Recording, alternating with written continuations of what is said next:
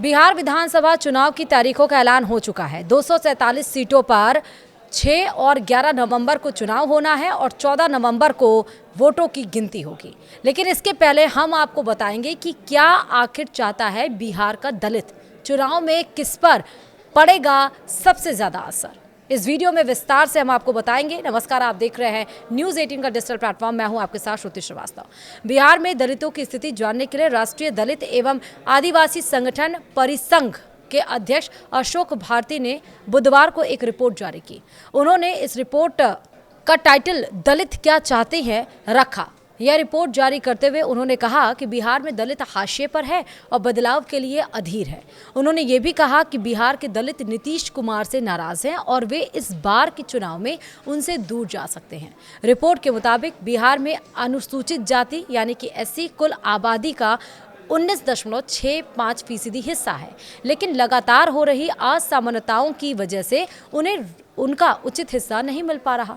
Report जारी करते हुए भारती ने कहा कि चाहे शिक्षा हो, स्वास्थ्य हो या रोजगार, बिहार में दलित पूरी तरह से हाशिए पर है और वह इस वर्तमान स्थिति के खिलाफ है।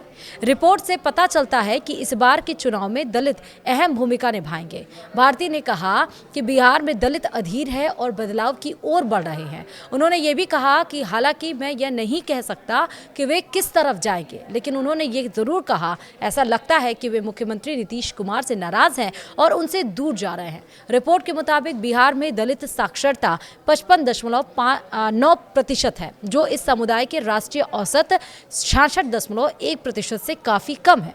उन्होंने ये भी बताया कि बिहार में लगभग 62% दलित अभी भी पढ़े लिखे नहीं हैं। रिपोर्ट में बताया गया कि मुसहर समुदाय की स्थिति और भी ज्यादा गंभीर है, जिनकी साक्षरता दर 20% से भी कम है, जो भारत में किसी भी जाति समूह में सबसे कम है। वहीं शिक्षा मंत्रालय द्वारा जारी किए जाने वाले वार्षिक सर्वेक्षण अखिल भारतीय उच्च शिक्षा सर्वेक्षण का हवाला देते हुए रिपोर्ट में कहा गया है कि 19.65% आबादी और 17% संवैधानिक आरक्षण के बावजूद केवल 5.6% शिक्षक और छात्र दलित हैं। रिपोर्ट में कहा गया कि लगभग 63.4% दलित गैर मजदूर हैं, जिनमें अधिकतर महिलाएं और युवा शामिल हैं। जो लोग काम करते हैं उनमें 46% लोग ऐसे हैं जिन्हें साल में 6 महीने से भी कम काम मिलता है। केवल 21% लोगों के पास ही पूरे साल का रोजगार है, जो अक्सर भूमिहीन मजदूरों या दिहाड़ी मजदूरों के रूप में होता है। सरकारी नौकरी की बात करें तो बिहार में केवल 1.3% दलित ही सरकारी नौकरियों में हैं। रिपोर्ट के मुताबिक 2010 से 2022 के बीच बिहार में दलितों पर अत्याचार के 85,000 से भी ज्यादा मामले दर्ज किए गए हैं। इसका मतलब है कि हर एक दिन में दलितों के खिलाफ 17 ऐसी घटनाएं होती हैं।